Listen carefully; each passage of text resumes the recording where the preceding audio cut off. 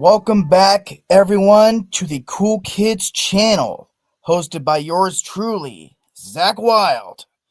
I'm joined by my usual suspects. You know who we are. Y'all know how we roll. So let's get into it. Zootopia is, in my opinion, the best, easily, of the modern Disney animated films.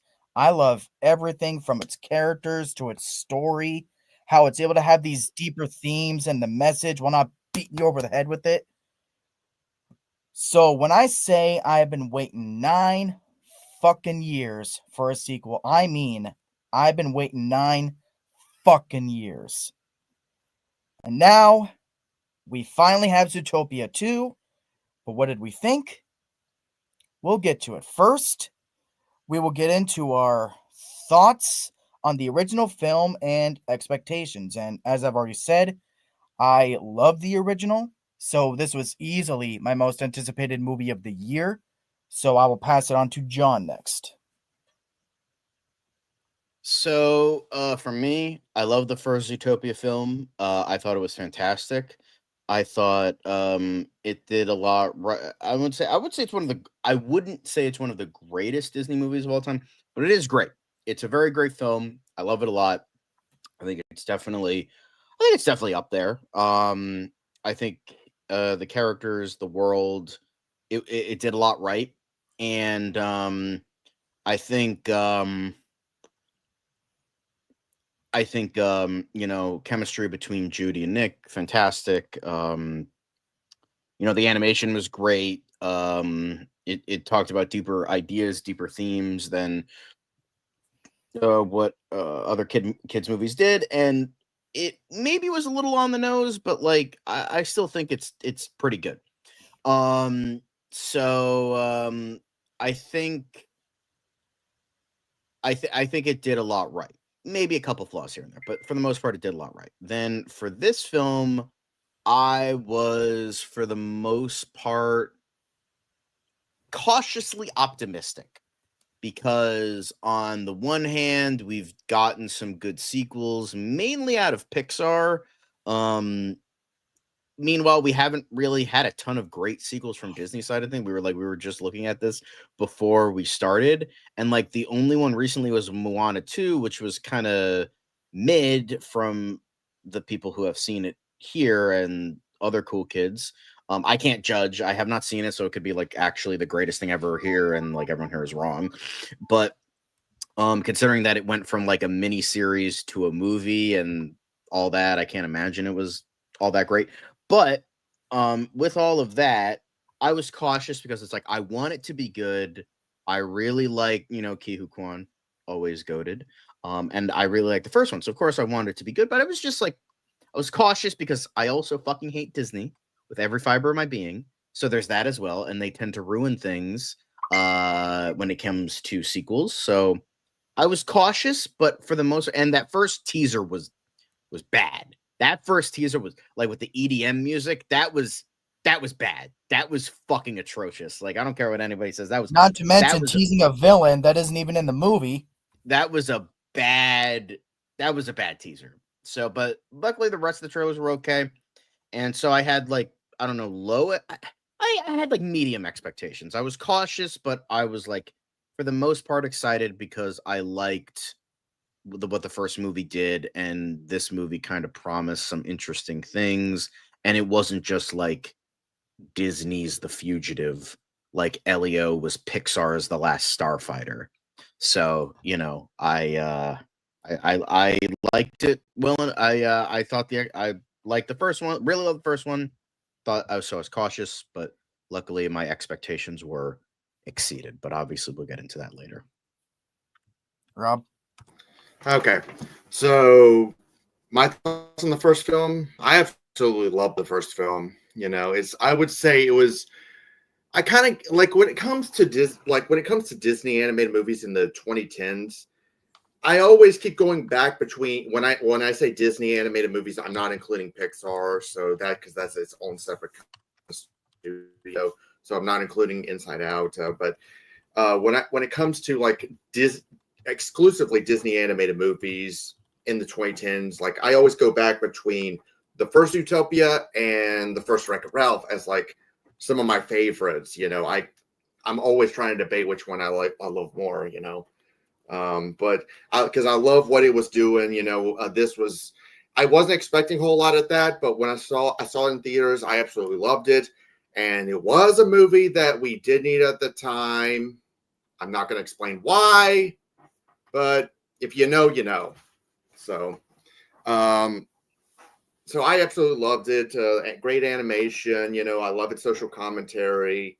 It was. I think I can't remember what it was, but I think one reviewer described it best as Crash for kids. So I can't remember who said that, but I do remember it was somebody made a review of it and called it like Crash for kids. But I really loved it. When it comes to this sequel, my expectations, I'm with John. I was very cautious about it because when it comes to Disney sequels and even Pixar sequels in a stance, sequels are going to always be a mixed bag. I've said this in the chat. I've said this in our group chat. It's always going to be a mixed bag. You can either get something as great as Inside Out 2 or Rescuers Down Under, or even Aladdin King of Thieves, or you can get something as mediocre as Moana 2, or you could get complete trash like Cars 2, or most of the direct-to-video Disney sequels. So I was very skeptical, but I was willing to give a chance. So, and yeah, so those are pretty much my expectations. Like I said, mine are pretty much similar to John's. All right. So going right into the positives, I'm just going to say it right now.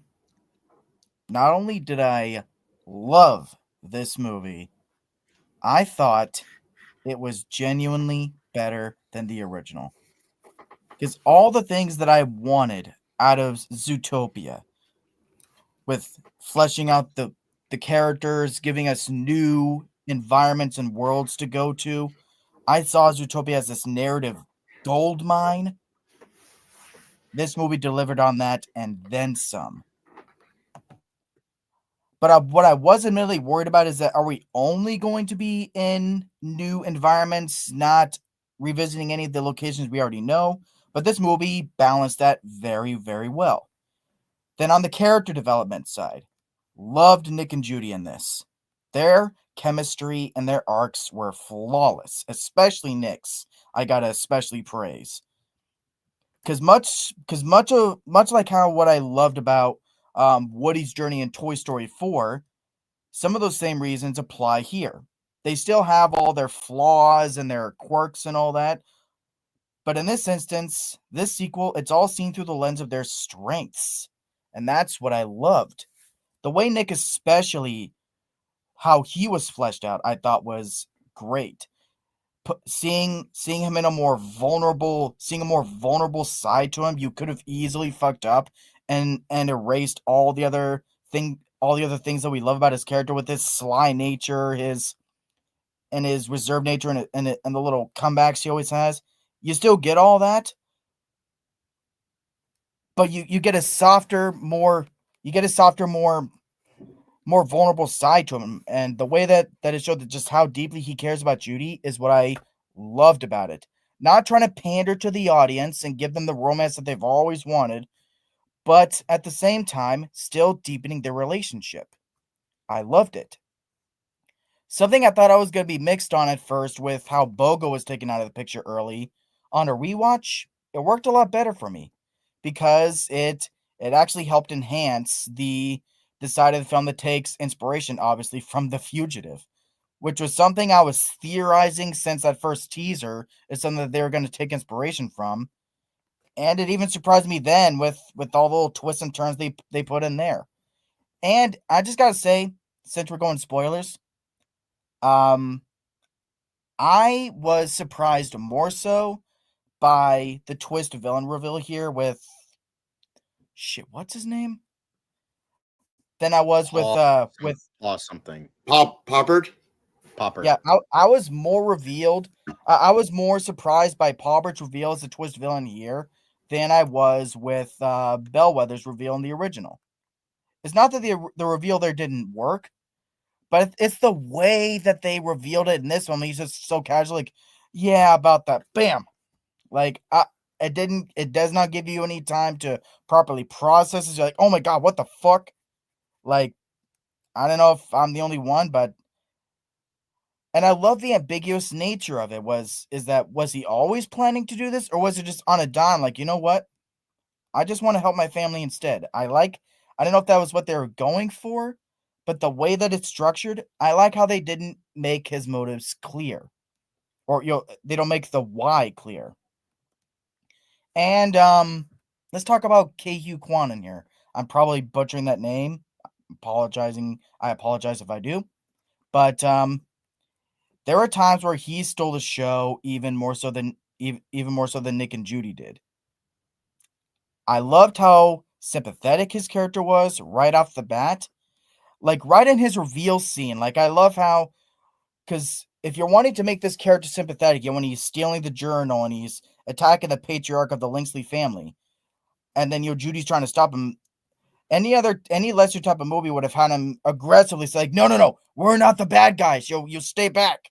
But here he's more reserved with how he's like, snakes aren't the bad guys. Like that works so much for his character, and it just shows that these guys they still understand the characters. That's why I love that they brought these same directors back, because if they brought anyone else, I think they would have messed it up a little bit.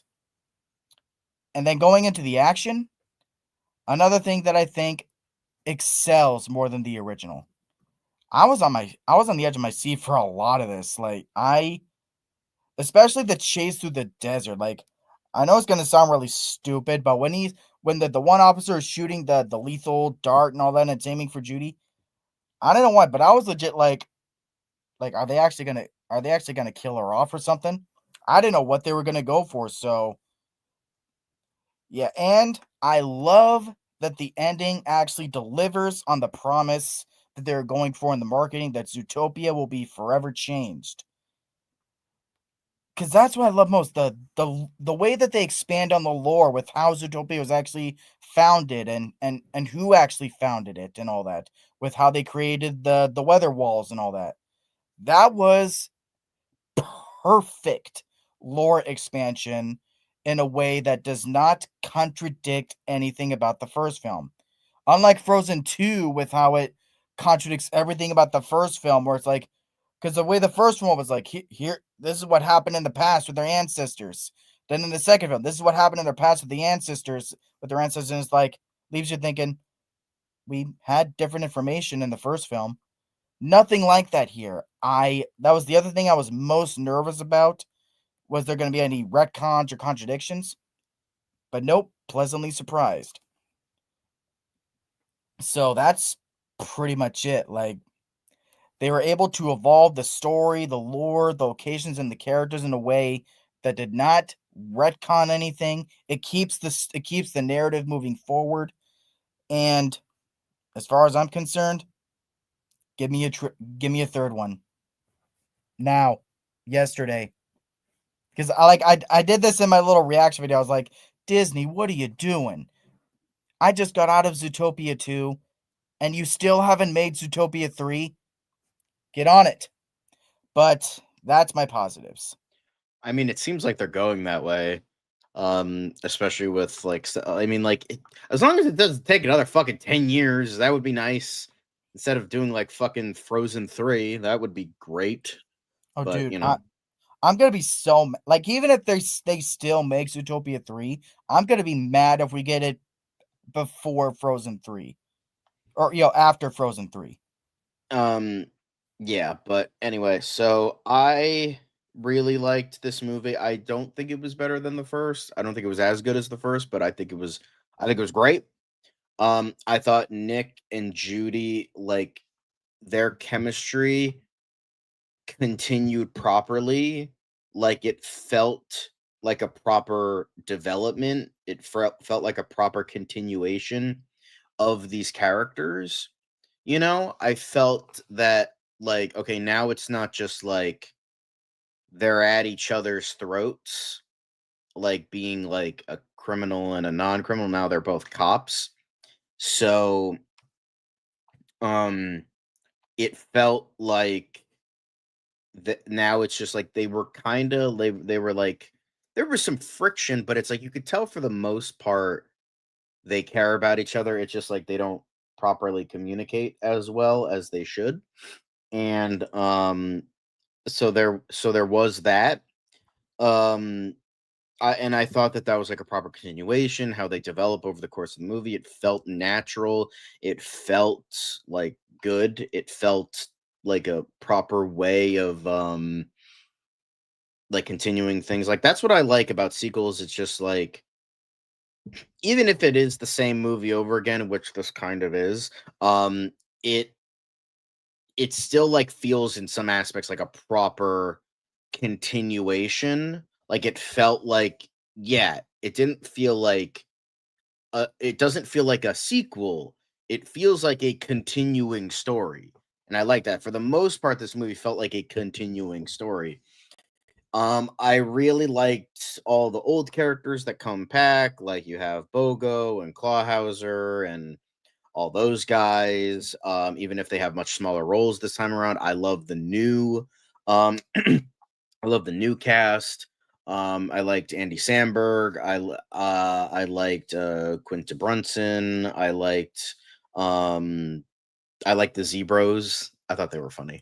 And plus, you know, it's ironic that like the people that were not wrestling fans are here talking about it, because I'm sure Austin and Rome would have appreciated that. I don't know. I don't know if they hate them or something, but they were voiced by Roman Reigns and CM Punk. So if you're wrestling I fan, love that they get their asses whooped And- by Gazelle. That was a funny scene. And don't forget Robert Storms. this is the fucking elbow move. Yeah, John, don't forget Robert Storms. Yeah, well, he's not a part of the fucking Cool Kids, so Well, I know, but I mean, still wrestling. oh, fan. fuck him. No, I'm just kidding. But I liked that. I thought they were like it has some running guide. The only I would say the for me, the person that gave the best performance, because the thing is, it just goes to show how fucking much of an underrated talent he is, and he always gives his 110%. And how much he always like, even if it's just, I love that like the people that don't treat kids movies like paycheck movies, and none of the people do. I'm not saying anybody here does, but even then you have that guy that goes an extra 10%. Is David Strathairn as the villain, where he plays Linksley, the main like patriarch of the Linksley family. He was so fucking good. He would be like, for me, one of the best Disney villains, like hands down. He was so fucking good. He had the perfect balance. Like he had the sillier aspects to make it work within like a kids movie, but then he was like just fucking ruthless in like so many ways. He was like, God, like this guy is like probably more ruthless than Kingpin and Daredevil Born Again. But like, fuck it, like he was just so fucking brilliant. So David Strathairn, for me, he gave the best performance throughout this whole movie. Also, I liked Patrick Warburton. That was another one I was forgetting. He was funny. I liked him. He's essentially playing. He's essentially playing the Tick as a horse. So perfect. You can never go wrong with Patrick Warburton. No, and then Ke-Huy Quan, of course, is brilliant. But for me, David Strathairn, I think, gave the best performance. Ke-Huy Quan, of course, is always great. Even if the movie isn't that great, he is always great. And I think he had good chemistry with each of their characters. I thought the animation was still really good. Like, it didn't really, like... I like how it didn't, like, majorly... This is going to sound like a negative, but I swear it's not. I like how it didn't improve.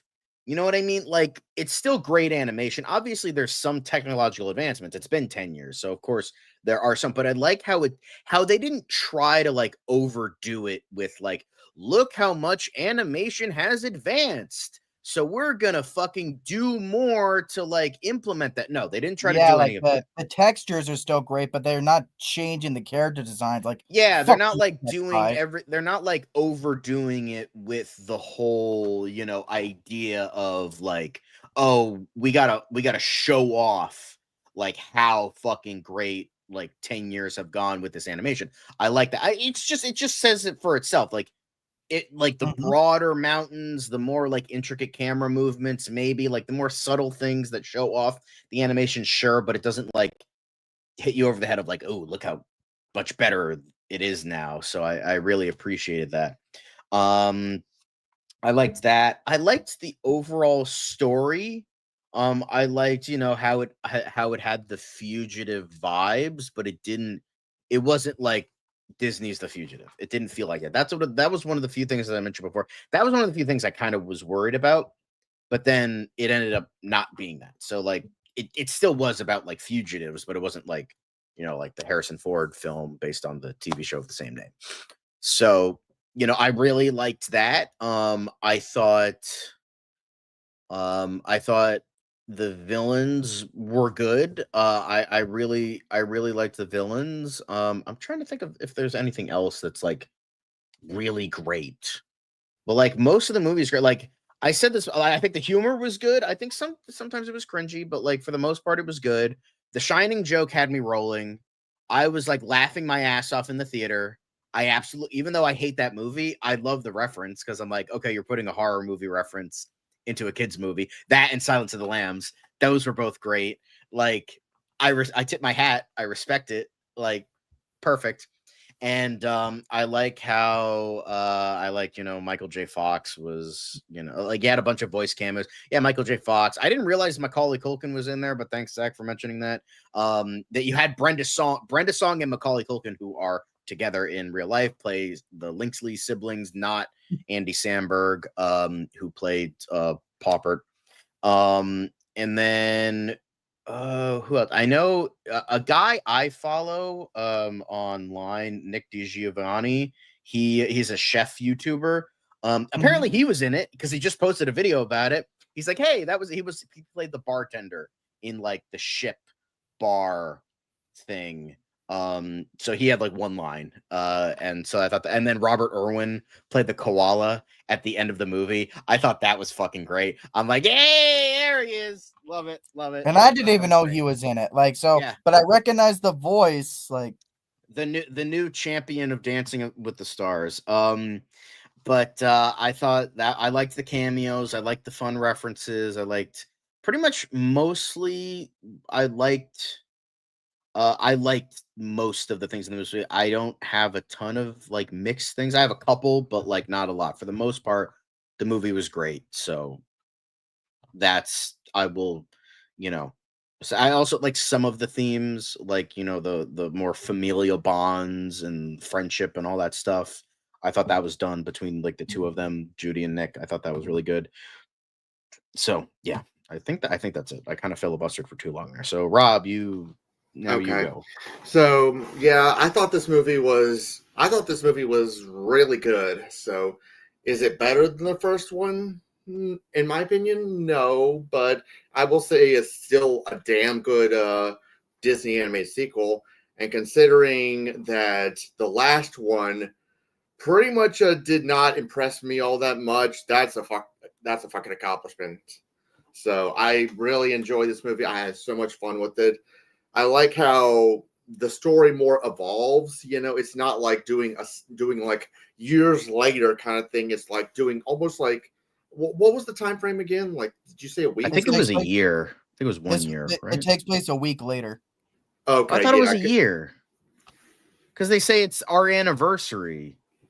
No, it was the conflict was the overall 100th anniversary of Zootopia. That was the I thought they were 100th talking about like anniversary of their Zootopia. anniversary. Okay, my bad. No, yeah. So it takes place a week later. So it's almost kind of like Incredibles 2, where it pretty much takes place like directly after. I really like that. I do love the dynamic that Judy and Nick go through. They're pretty much they don't necessarily they're trying to figure out how to pretty much communicate with each other, how to be able to understand. I'm glad it doesn't repeat things from the first one, like, oh, like just doing the whole thing over again, like, oh, you're a bunny, you're a fox. Da, da, da. I'm glad they didn't retread those steps. So I'm kind of glad they didn't do that. I do like the animation is, I would agree. I would say the animation was even better here than even the first one. So it's I really love doing that. I love that. I do like the ideas that it was going through, pretty much like talking about like Zootopia's history, like how a power from one family is trying to alternate history so that it works out more in their favor, you know, and like reptiles pretty much go into exile, things like that. And I do like that idea that it was, of course, the voices. Everyone does a great job. You know, you got Jason Bateman. He does a really good job as Nick. Jennifer Goodwin. She does really great in as Judy. And honestly, the only thing I knew her from was she was Snow White in Once Upon a Time, wasn't she? That's the only other thing besides the first Zootopia I remember her from, but she did a really good job. And I do love, of course, Patrick Warburton. He's always funny, you know. You can't go wrong with Kronk. So, I know, Devin, if you're watching, I made that reference for you. But it's all coming together. Oh yeah, it's all coming together. My Spanish puffs. All right. My anyway, Spanish puffs. Anyway. Back on topic. I'm doing the same thing John's doing. But I love the new characters. I like some of the old characters. I do like how some of the characters pretty much don't get a lot of they don't get a lot of screen time, but I'm glad that they don't have too much focus on them, and they pretty much stuck with what the story's supposed to be about. Kei Kwan, he does a really good job as Gary the Snake. I do like Andy Samberg as Pobbert, and I won't lie, I didn't see the twist villain coming either, because it seems like they were establishing that he was pretty much just a guy who's trying to get away from trying to pretty much distance himself from his family, kind of thing. You know, I won't lie, I didn't see it coming. The jokes, there were a lot of funny jokes in this. So the Shining reference, of course. I do love how they turn Mary Bellwether from the villain from the first film. They turned her into Hannibal Lecter. I will admit that was pretty funny, you know, especially like even at the very end where they were trying to recreate the ending of Silence of the Lambs, you know, where she escapes and then she's like on this tropical island, like going into cognito kind of thing, you know. That was really funny. Of course you got Michael J. Fox as Michael J. the Fox. What are you looking at, butthead? Oh man, that was pretty funny. But yeah, that's there's, and I just love how it was trying to be more expansive in this world, you know. Like, because I mean, for the first Zootopia, we see bits and pieces here and there. For Zootopia, we see and for this one, we see a lot more. You know, we see a lot more of this world where you can go to the marsh area, you know, things like that. I do love how it was trying to be more open and expansive for this world. So, I'm rambling, I know, but I'm trying to think of what else there was great. Voice acting, animation, everything was just spectacular. The themes it was going for was really great. So if I think of anything else, I'll let you know. So the pacing was also really good. The pacing. It was very well paced. It felt like it's running time, so that was good. It did, yeah. It was like an hour and 45 minutes, and it felt that way. Yeah. Anyway. All right.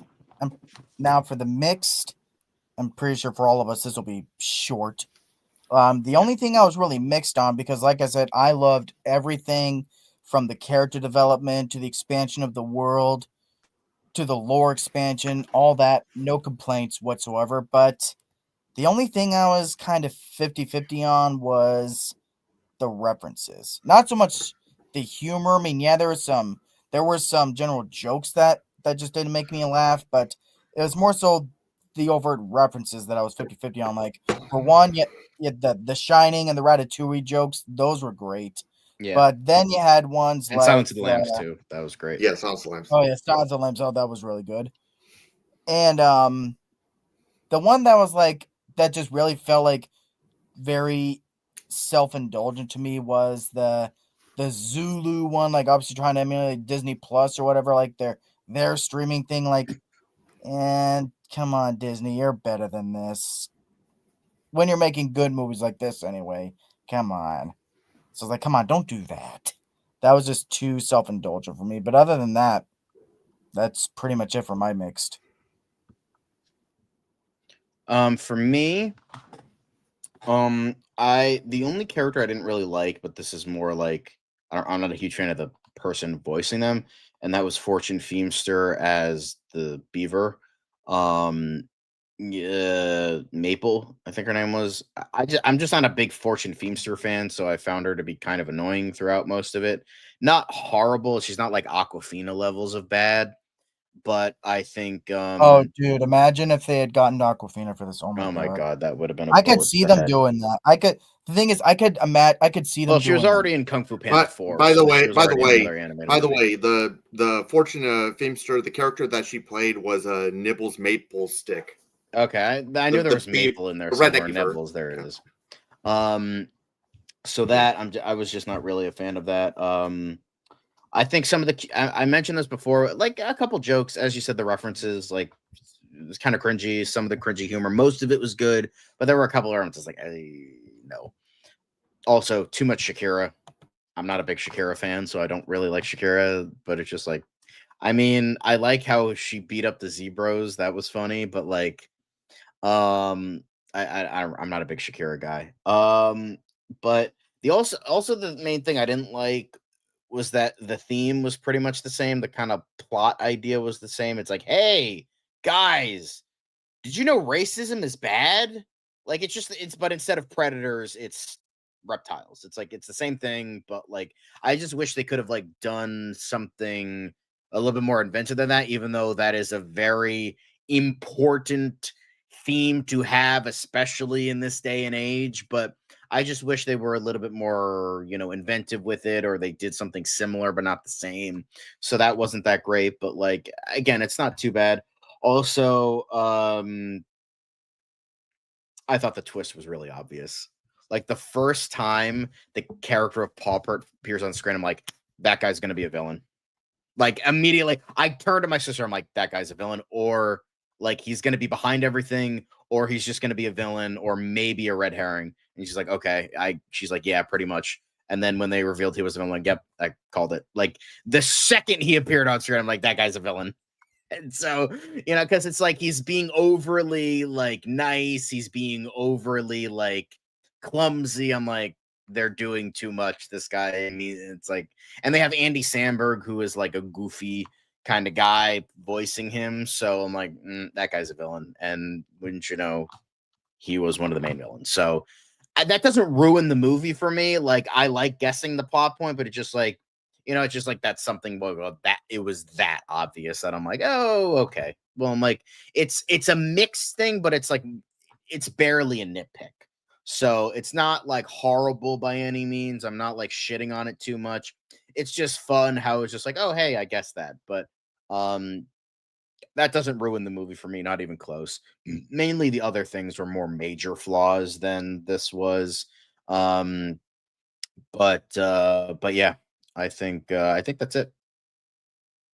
All right, for my mixed, I do have. Well, okay. Time's up.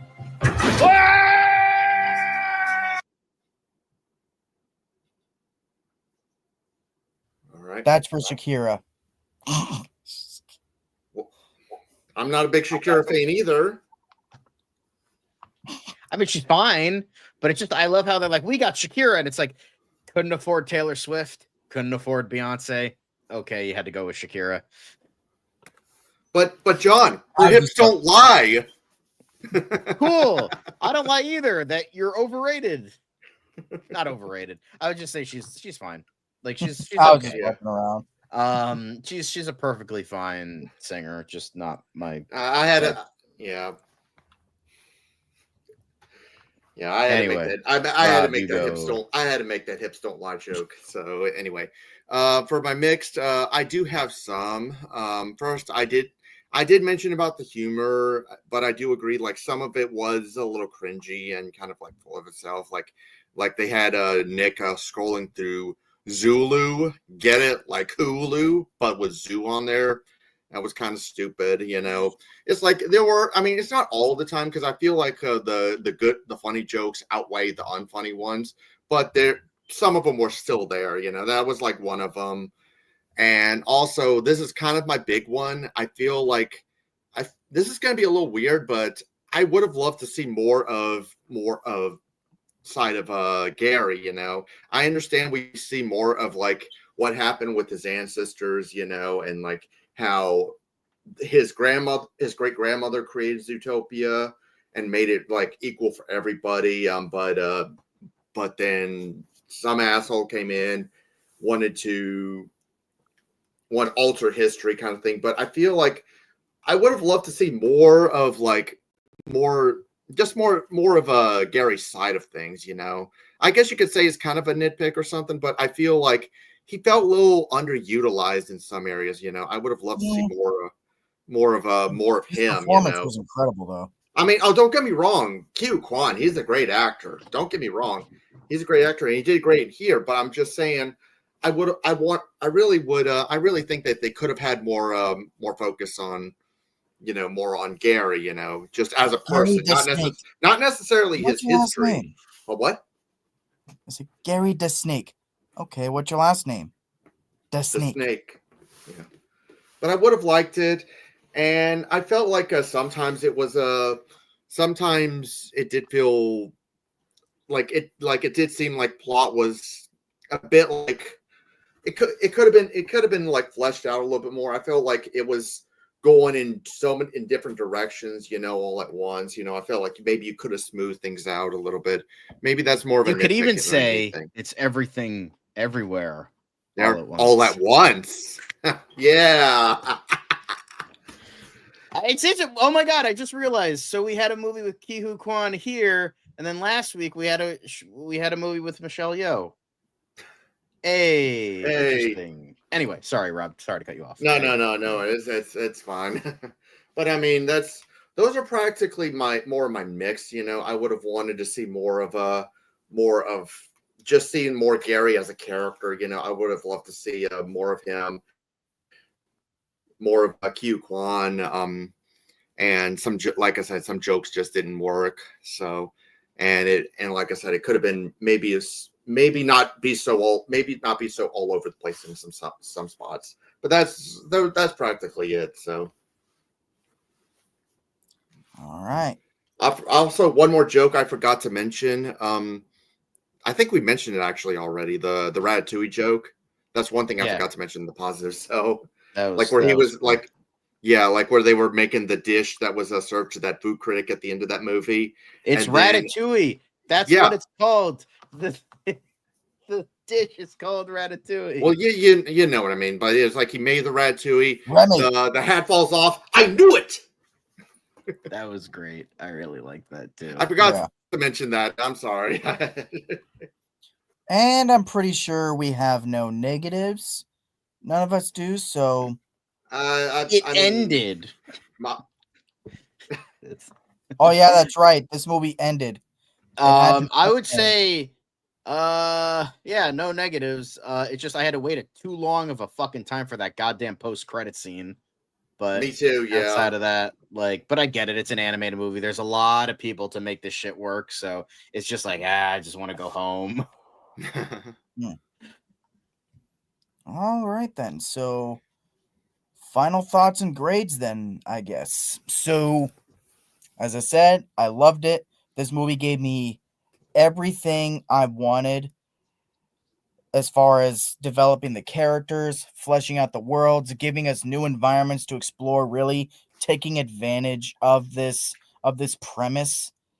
It was perfect in their plot expansion, and it was better than the original. I am sticking by that. It was better than the original. And I think that this could be their Toy Story. Pixar has Toy Story where for me each sequel kept getting better and better after the first film. I think this could be Disney's franchise where if you keep making them and make them good, that each one can be better than the original. Much like the Sonic movies, each one's better than the first one. They keep getting better, so I absolutely loved it. It's going to be a total front runner for one of my favorites of the year. I am giving it a perfect 10. Okay. I guess the order was switched around because I thought John. Yeah, was because you're I the got right booted. dude. You're the right okay. dude. Okay, I guess I'll go next. All right. Anyway, yeah. Despite my issues with it, with maybe a little bit of humor, Gary the Snake being a little underutilized in some spots and some messiness here and there, but I still really have fun with this movie. Is it going to be like my favorite animated movie of the year? No, but I mean, I won't admit that it's at least a damn good Disney animated sequel, and that's more than I could say for most of the Disney animated sequels that we got. Not that are not Pixar, but even then, Pixar's made some sequel duds. I'm getting off topic. I'm sorry. I still have fun with this movie. I still prefer the first one, but I would say that give this movie a shot. This is worth watching. This is a great Thanksgiving film to take the family out to go see for the holidays. And my score is an 8 out of 10. For me, as I said before, I was cautious with this one, cautiously optimistic. Could have gone either way. I'm glad it was great. I really enjoyed it. It does have a couple problems here and there that prevent it from being as good as the original, or even better. I do hope that they stick with the idea for the third film. I would love to see birds to be like the big thing in regards to the third movie, because that's what seemed to be promised at the end of the post-credit scene. So that would definitely be interesting. And just don't have us wait fucking 10 years for it. But for the most part, I thought this was great. I really enjoyed it. I liked so many things about it. It does have a couple things here and there that make it not as good, but like for the most part, it's great. Like it's a really good voice acting was great, animation, most of the humor, pacing, most of the story, all of it pretty damn good. And with that, I would probably give it also an 8 out of 10. Perfect. Not perfect. It's an 8, not a 10.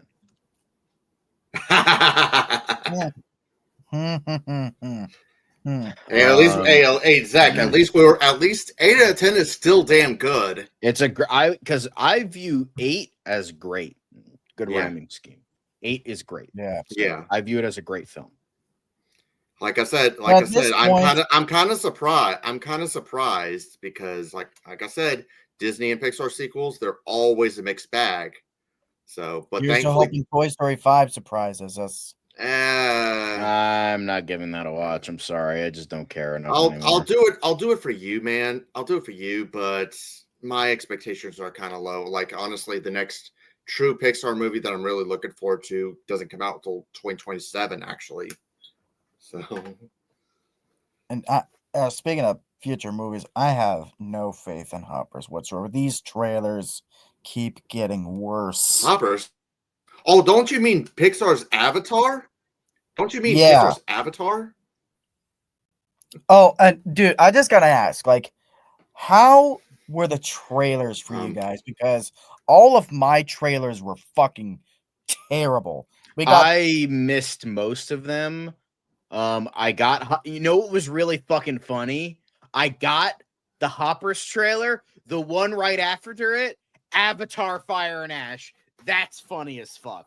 Like, I was like, Yeah, oh, it's That's Pixar's how it was Avatar. for And now, me. hey, look. No, I didn't get the Avatar one, but let's see. I got that's what I was. That's exactly, John. That's exactly what happened to me because like the second to last But trailer we that both go to played was AMC, so, you know, that makes Hoppers, sense. and yeah, well, yeah, both of us go to AMC. Yeah, but So it's like, just so was funny fun. that happened because I think I got the Super Mario Galaxy trailer. I got that too. I assume yours, but the thing is, I missed most of them because me and my sister were late because we had traffic. But I'm like, we have 30 minutes of previews. We're fine. Let me take a So look to see. Let me take a look to see what trailers played during mine besides because I'm trying to remember. Because I now what got, you can do through the AMC app is that you can actually look at the trailers. So. Yeah. let's see, because like I said, all of my trailers were fucking horrible. We got the Super Mario Galaxy one. We got something about a poutfish, which looks terrible. Yep. And we got Hoppers. Yeah. So let's see here. The trailers that Oh, played. and I don't know if you guys got this, were. but I don't know if you guys got this, but we got something for Avengers Doomsday. Not the trailer yet, but just something about. Oh shit! How did it go? It was something like next December. There is only Doom, and then it showed the logo, and it said trailer coming soon. Well, yeah, we're gonna get that in front of Fire and Ash. But yeah, honestly, like John, if your trailers were the same as mine, then most of them were pretty much AMC? Crap. Yep. We both go to AMC. Both of us have AMC Stubbs A-list. So the first trailer that played was like a Fathom event. It was like Kids Bop Live, the movie. Ew. There's Goat. There was Best Day Ever. Thank God we didn't get the Cat in the Hat. Yeah, Cat in the Hat was on there. Mandalorian Grogu. Oh God, the SpongeBob SquarePants movie. That was the one I came in during. I came in towards the end of that trailer showing. Yeah. Then I got the rest. Yeah, but honestly, John, if you and I had the same trailers, then you weren't missing much. The other ones. Well, the only one that I was actually excited for, that I was actually looking forward to, was the Super Mario Galaxy movie. So we all got bad trailers then, pretty much. Nothing but bad trailers. Super Mario Galaxy looks good. I'm looking forward to it. Fuck off. No, you're all good. My whole issue with that trailer is just if you're gonna sell us on Super Mario Galaxy, don't waste half your trailer like on mini Bowser painting pictures and all that. Like, well, it's the first teaser trailer. And Bowser was a fan favorite from the first one, so of course they're going to show the fan favorite character that was voiced by the fan favorite actor in the second trailer. Yeah. It's a teaser. Of course, they're not going to show a lot. Yeah, I mean, I like the last half when they cut away from pretty much. John and I were like, we like the colors, and Zach's like, it's trash.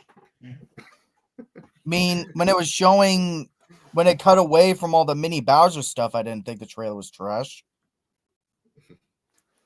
But yeah.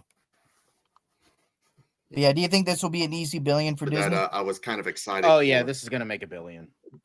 I think it'll easily. I think it'll. I mean, it's intending to the box office range. Because Thanksgiving, since as we all know, it came out on the Wednesday, not the Friday, so it now has like a total, like it's going back to the Tuesday because the Tuesdays were previews. Wednesday it came out, and then it has that 5-day weekend.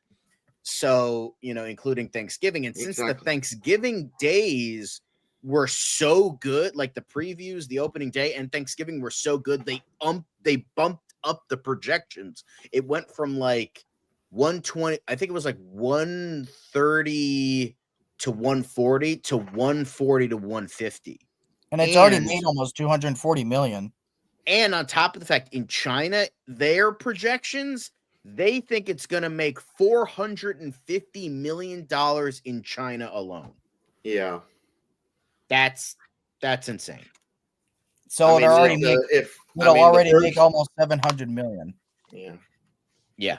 But it's easily going to make $1 billion. That's Again, these are projections. They could be lower, like but if something the as projections have been good. So it's looking good. It looks like it's going to have a pretty big. I think it'll be So at the same range, maybe a little bit more than Wicked for Good, because the Wicked for Good, I think I don't know if it was domestic or worldwide, where it was like $147 million that opening weekend.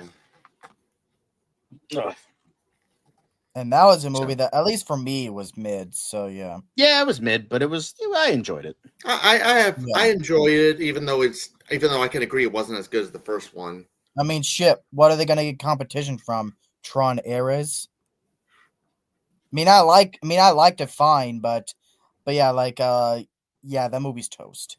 Unfortunately, I only see unfortunately for Tron Ares because honestly, I feel kind of bad. Tron sequel that fans actually want to see, so that's what pisses me off. Well, that's probably for the best, because I guarantee you, if Tron Ares was not getting good reviews, then it seems like it will only get worse if they make a sequel. Thank you, Tron Ares, for your brave sacrifice. Thank you, Tron franchise, for your brave sacrifice for killing Jared Leto's career. I was gonna forget you. Wait, we said Tron Ares. Aren't we talking about Virtual Boy's Tron? Yes. I have to keep making that joke because whenever I think of Tron Ares and the Virtual Boy, I think of two things: red and black. Because that's literally the only two colors that came to my mind when I thought of Tron Ares. Yep. But it's a fine movie for me. It's just not a good sequel. Well, I honestly kind of feel kind of bad for any movie that's coming out anywhere between now and when Avatar 3 comes out, because Wicked for Good and Zootopia 2 are going to annihilate anything that comes in its path, and it's only going to get worse when Avatar 3 comes out.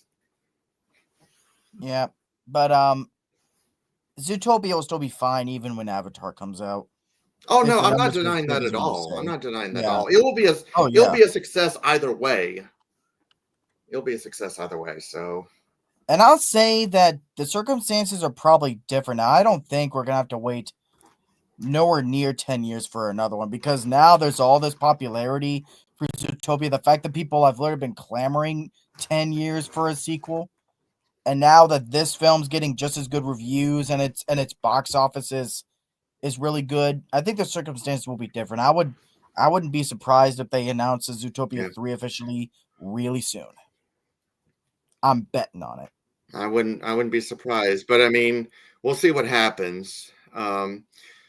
Would you guys say that Zootopia 2, I already know your answer, Zach, and I think you guys already know mine. Would you say that this was the best animated movie of the year? No. I don't think so. I think I slightly prefer Bad Guys 2. I thought that was better. You guys already know mine, K-pop Demon Hunters. Yep. You still need to say because you're a fucking filthy normie casual, Rob. We're kidding. I know. But dude, seriously, John, K-pop Demon Hunters is so fucking. He refused to see that movie, right? I know. That's what I'm trying to. Yeah, he'll watch garbage like War of the Worlds. Yes. Hey, War of the Worlds is cinema, okay? It is fucking cinema. Well, yeah, it is. The Spielberg version is the real version. That actually celebrated its 20th anniversary a couple days ago. Did you watch it? Oh hell yeah, I did. But yeah, that was I was gonna share it with you. I'm like, this motherfucker probably already knows. I'm not even gonna bother. So, yeah, but dude. I did see that. I was like, hey, Zach's favorite Spielberg movie. Mm-hmm. Yeah, if you're gonna watch War of the Worlds, watch a War of the Worlds movie. Not this. Ugh. I'll watch it eventually. Just it's not really at the top of my list right now. Yeah.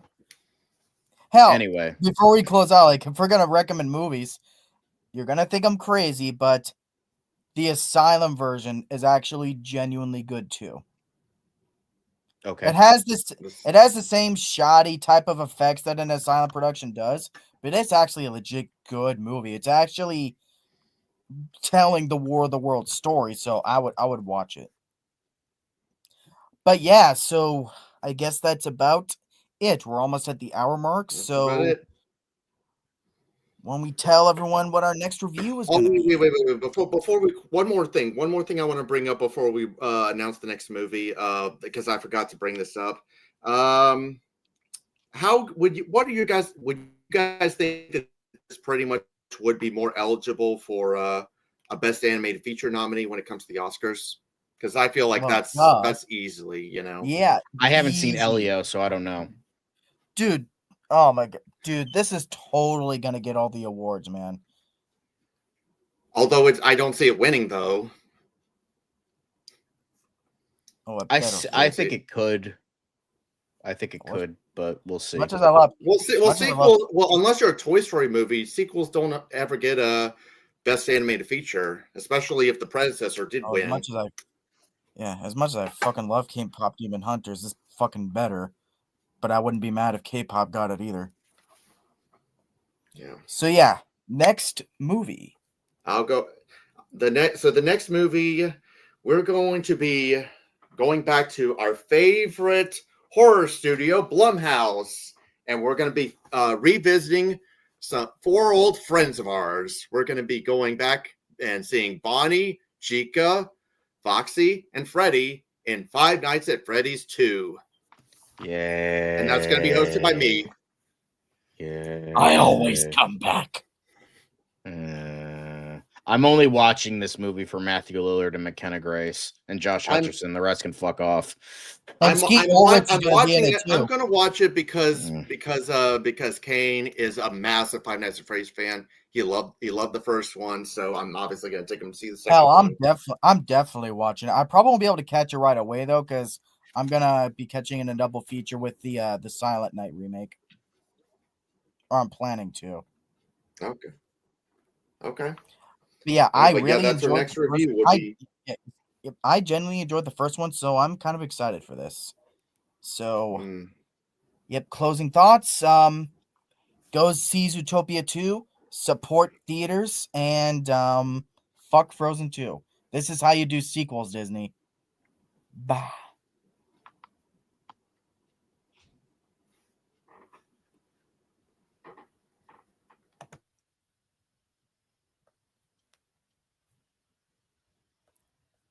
Bear with me here.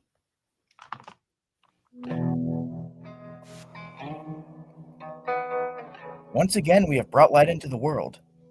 You're welcome, America.